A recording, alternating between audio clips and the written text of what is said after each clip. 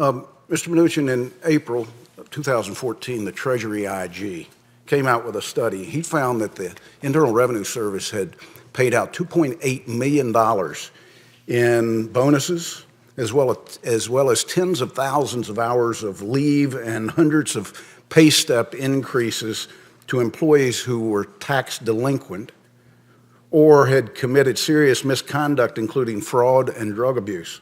More recently, in their April 2015 report, the Inspector General found that 108 of 364 employees with willful tax noncompliance cases closed between October 1, 2008 and September 2013 received one or more awards, promotions, quality steps, or voluntary separation incentive payments within a year after being disciplined for tax noncompliance.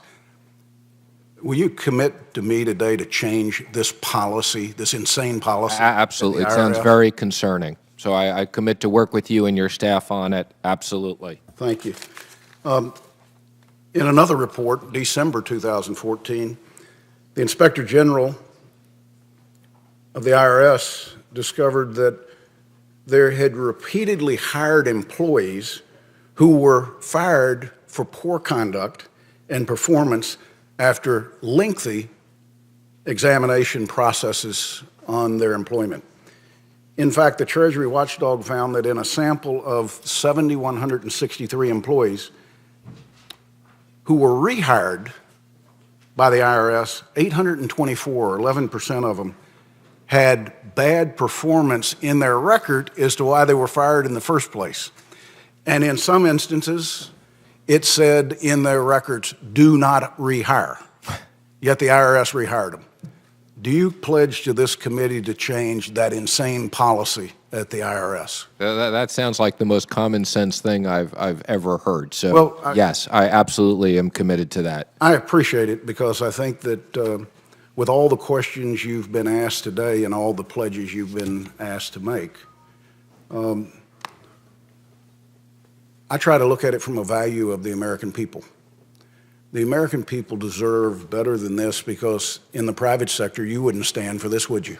Absolutely not. You wouldn't have a company that would pay people for non-performance or poor performance. You wouldn't reward individuals by rehiring them if, in fact, they did a poor job last time. And I think the American people look at insane policies like this and they really do question those that head agencies and, quite frankly, committees like this that have oversight over the agencies. So I go back to where I started. You have a very complicated and fascinating employment background. It spreads probably more areas than any of us can ever imagine.